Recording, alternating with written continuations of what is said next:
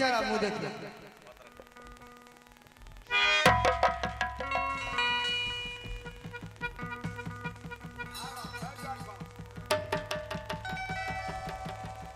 बहुत सुंदर है लाए तू सा देख ला अहे मलकिनी क्या द्वारपाल कन्या के मुंह देखेगा? मुंह दिखाई क्या लेकर आया? बहुत गहना के ले ले क्या क्या लेकर आया? नारा छरा ले ली बहुत ले ले ठीक है ठीक है आओ दिखा देती।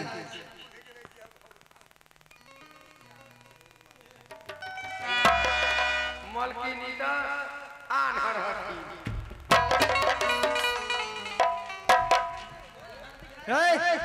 द्वारपाल सुनो, नया कहीं भी मेरा बात सुन जा।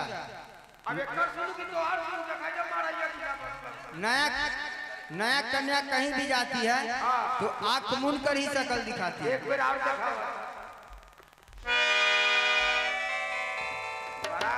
मलकिनी सुंदर होता है।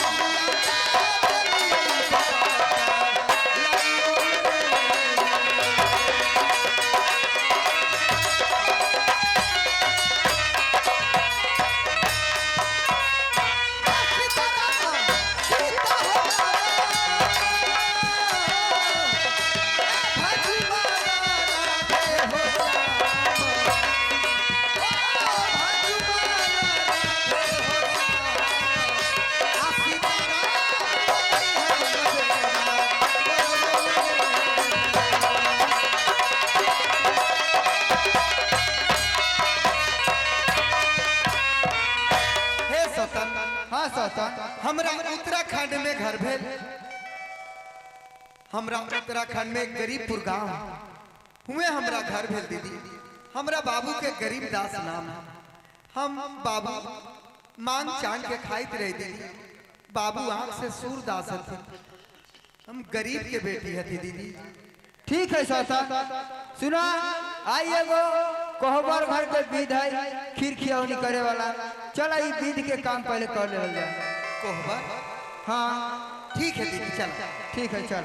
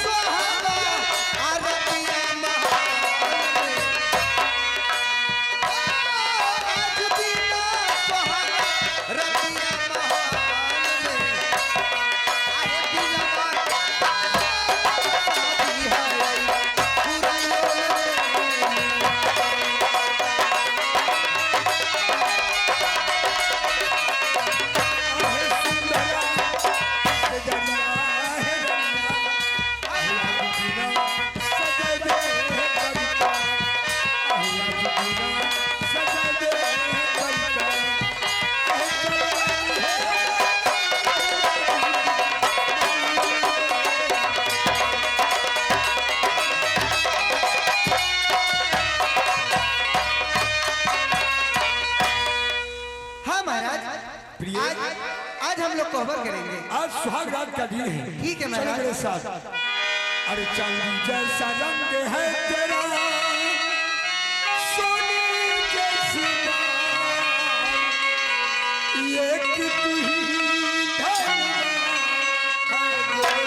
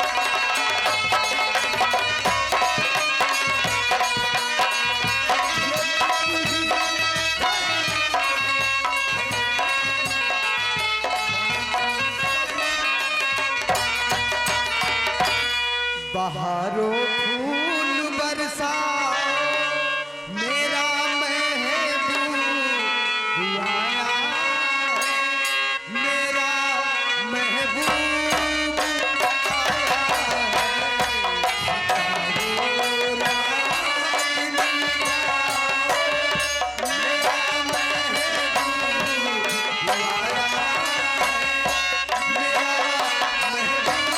मेरा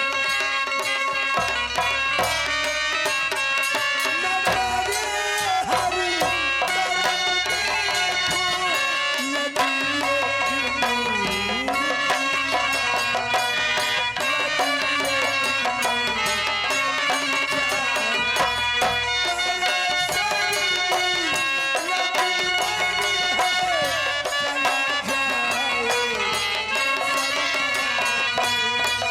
मेरा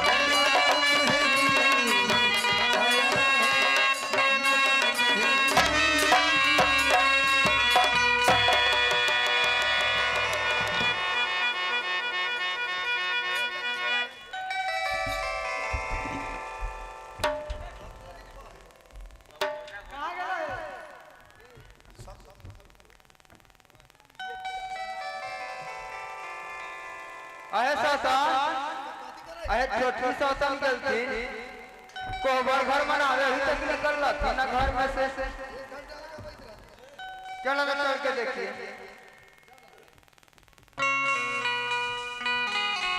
अरे सौतन जाके देखा जा छोटी के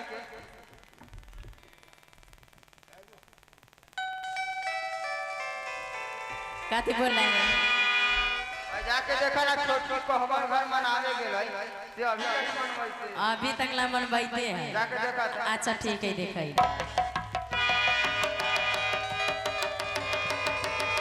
अरे बाप रे बाप हे इन्ना ना सूतल तीन पजिया के दुनु गोटा हमरा तो मन करत रही हम सूत रहती रहा ऐसे तोरा जा रे कहियो ना सुतला तू बाबू ना ठीक है चलो ओकरा आवे द बाहर तब बताल जाए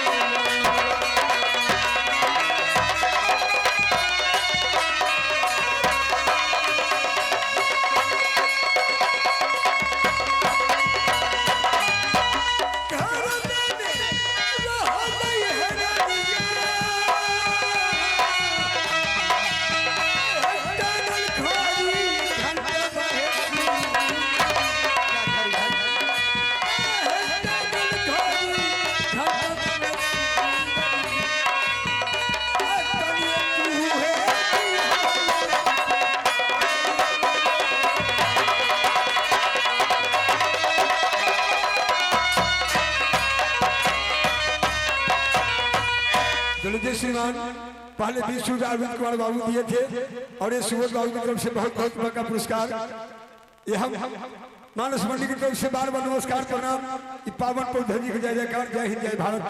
हे प्रिय तुम्हारे सर पर किसी प्रकार की मुसीबत पड़ेगी तो घर में 80 मन का घड़ी घड़ी टंगा हुआ है, तुम बजा दोगी, मैं जंगल से दौड़ते हुए तुम्हारे पास चला होगा। ठीक है महाराज।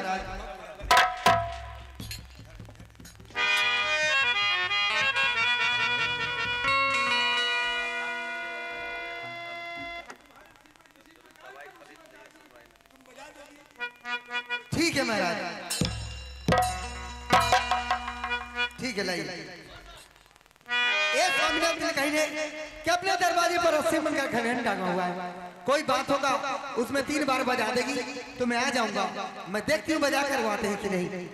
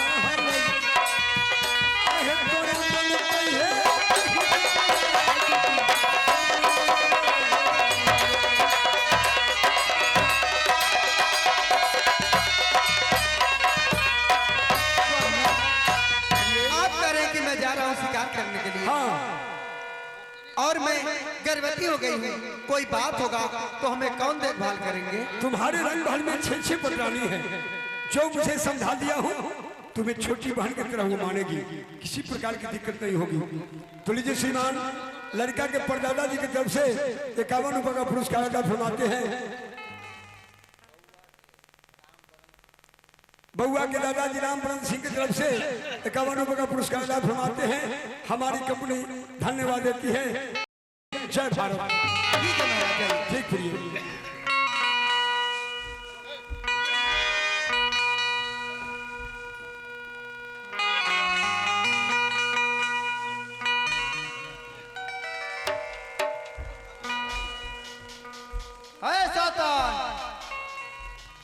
हाँ है, बोला ना। सुना, चला तो चल के देखिए, छोटकी अभी तक निकल रही कोहबर घर से। अच्छा चल चल।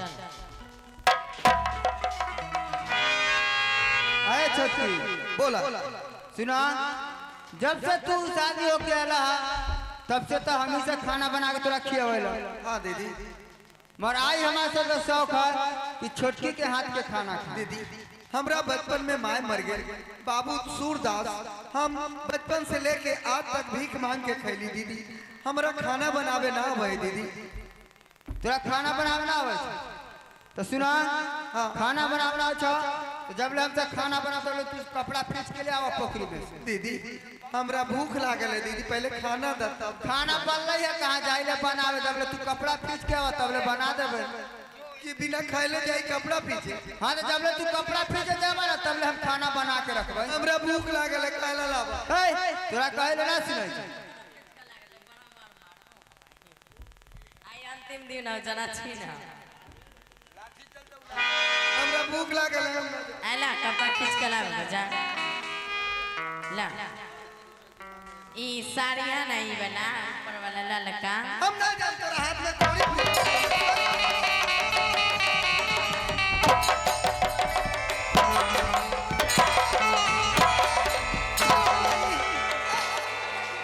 ये उठ के सूरदासवा के बेटी आगे माई ए बाप चौधरी के जलवा डार तोड़ दे लगे माई। तार के तार सारी खींच के लागा आगे माई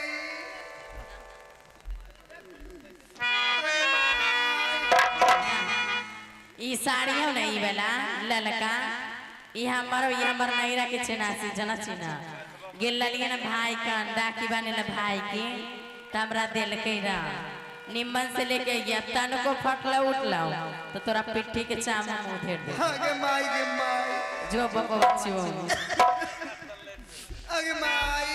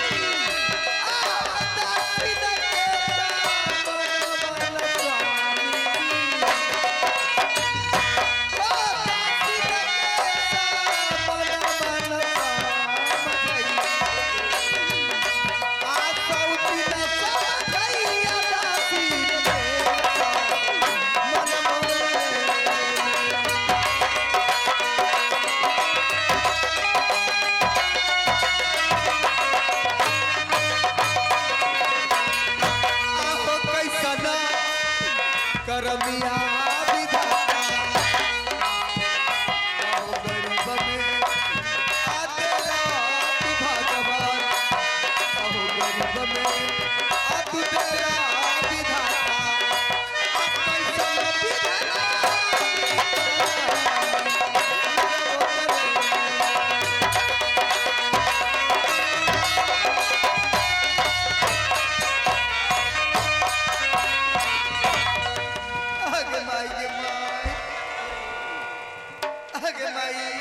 साड़ी पीछ के ले ली। देखा ना साड़ी फेंक के दिल को देखा ना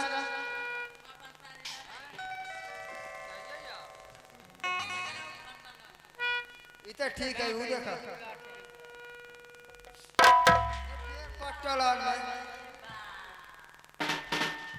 आगे सूरदासवा के बेटी आगे ई कल फाड़ लई हम कहला तोर फाड़ दे त ई कोन तोर बाप फाड़ दे।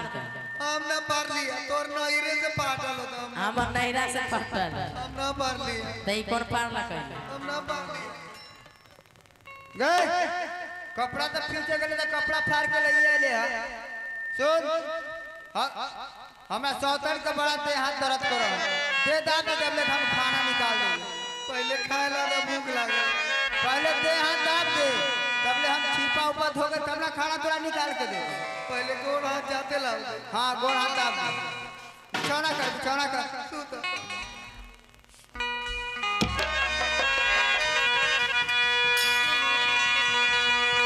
सूत हमरा शायद करावे लाई जे कोई जे पट्टे सुत के बच्ची बहुनी निमन से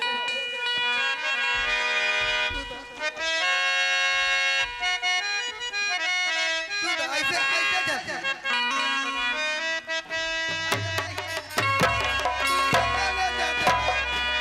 हाथ से दबा निमन से जनई ना तब बड़ा मार मारबो आई तोरा।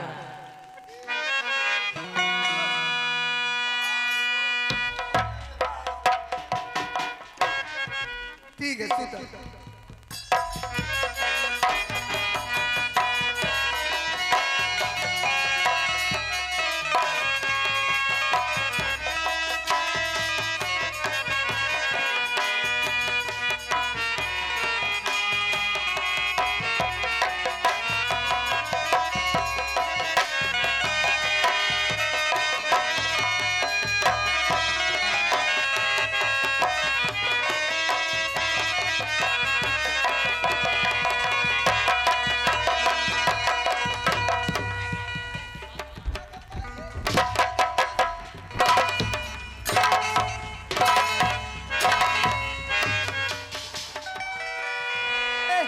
मार दली की रे जान से मार दली की।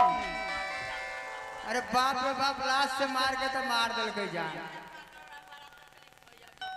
एकरा देख के तोरा बड़ा तकलीफ होइत रहा। आगे माई आगे माई सजावलो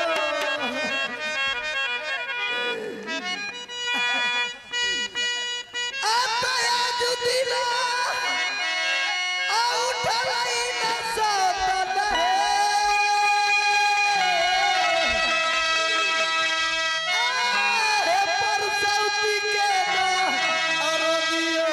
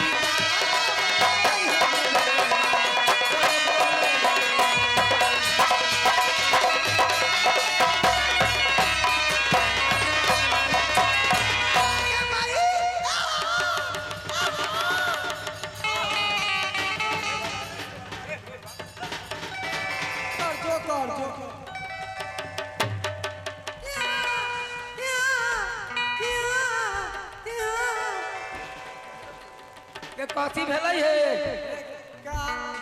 मलकिनी मलकिनी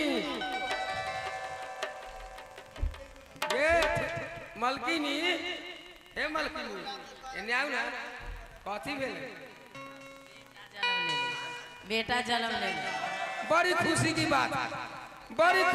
बात है हे भगवान हे मैया लक्ष्मी आज बहुत खुशी के बात है जनाई छे हाँ जनाई थे हाँ मालूम हो गए बेटा भेले रे मलकिनी के कौन मलकिनी के? सतमी मलकिनी के। साड़ी पहनो। हम का साड़ी पहनेगा? खुशी के बात है, मार देंगे जान दो। ए बे साड़ी पहन। क्यों हो जाता है? रे पहले कुछ गोना खुशी में सरररा सरररा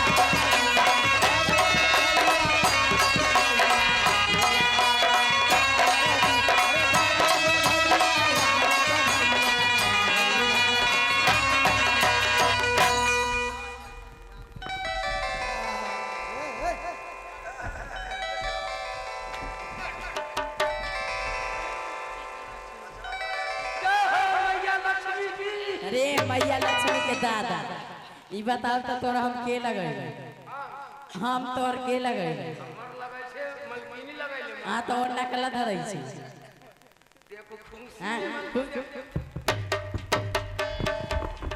दे फाड़ दो दी हम मलकिनी खुशी द्वार भाई तो सब कुछ कर लिया। अब बहुत खुशी का बात है। सब तुमको बहुत मांग है। चलो चलो ए द्वार भाई साड़ी पहन। उ जान ले ले तो तोरा हमर मलकिनी इतना हाथी छौ छौ गो अपने संग पसंद करे छै। मलकिनी कैसा बरजोर हाँ बजोड़ी साड़ी पहन। पेन ना तो लाठी चलते हुआ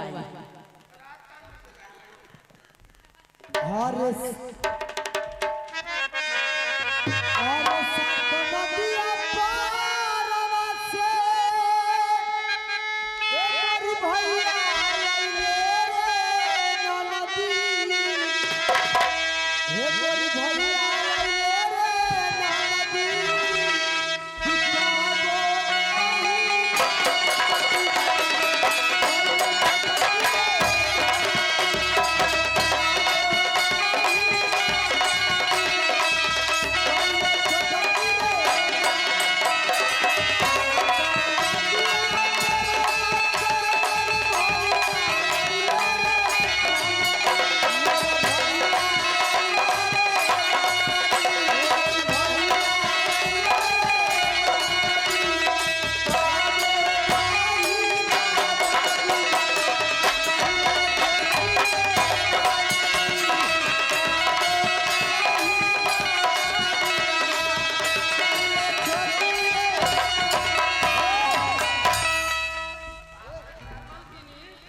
बाप के श्राद्ध करावे जाए धोती लेकर पहनो साड़ी पहनो हम सब कैसे पहनो ठीक से पहनो। ए मोर पिछुआ जमुरिया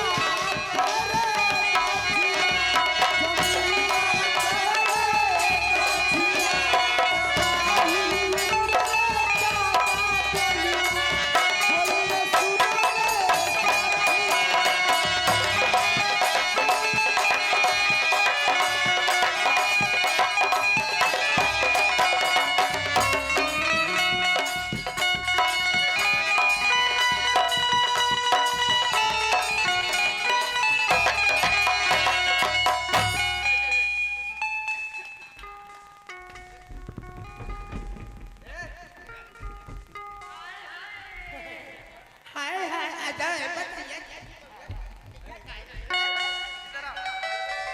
तुम कथी है मर्द है कि मौगा है कुछो ना बुझाई जा मर नावा की खून हो गई नहीं बुझा सारी तो पहन हाथ में सामान हेल हेल कर सब बाप बुढ़ाओ के अपन गंगा में रट्टा बांध ले हमरे पत्ता कई जन जन टूट बाबू बाबू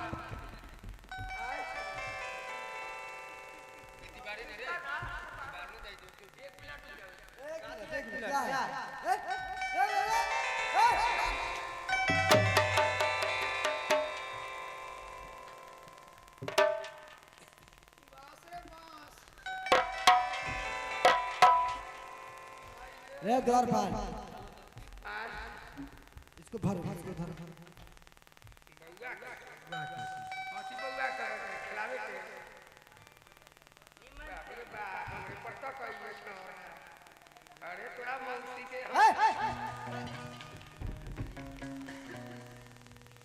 बाप रे बाप हमर कौन हाथ से रही आता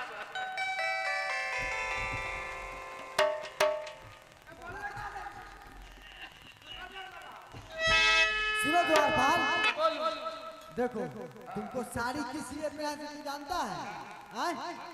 साड़ी तुमको इसलिए पहनाया है कि जो ये बच्चा है ना ये बच्चा नहीं तुम्हारा हमारा ये 6 सौतन है 6 सौतन का कांटा है कांटा हाँ कैसे कांटा हो कांटा इसलिए है कि ये हम लोग का दुश्मन आज से हुआ जब से पैदा लिया है ना तब से मानदान मालिक न कर सुनो मानदान का अलग माने लड़का सतमी मलकनी के ज्यादा मानदान नहीं रास्ता नहीं कहेगा मैं खुला कान खोल के सुनो सुनो ये बताओ ये राज में तुम्हारा कब पुस गया था पूरा हमारा खानदान है पूरा खानदान तुम्हारा यही राज में खत्म हो गया सब नाचे में रही हो हाँ?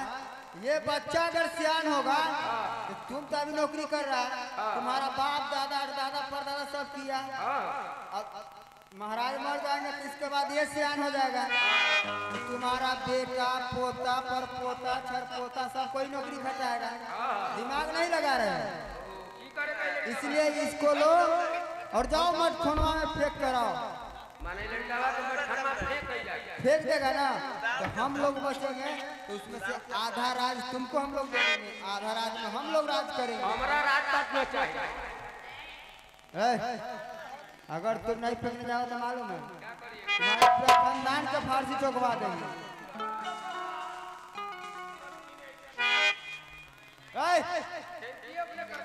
सुनो जल्दी आओ जल्दी मत खनवा फेंक कर इसको सुन ना उधर से जब आएगा ना तो तुमको हम एक चीज देंगे हाँ उसमें बोलो ना हाँ ना वो उधर से आएगा ना तब देंगे जाओ जल्दी जाओ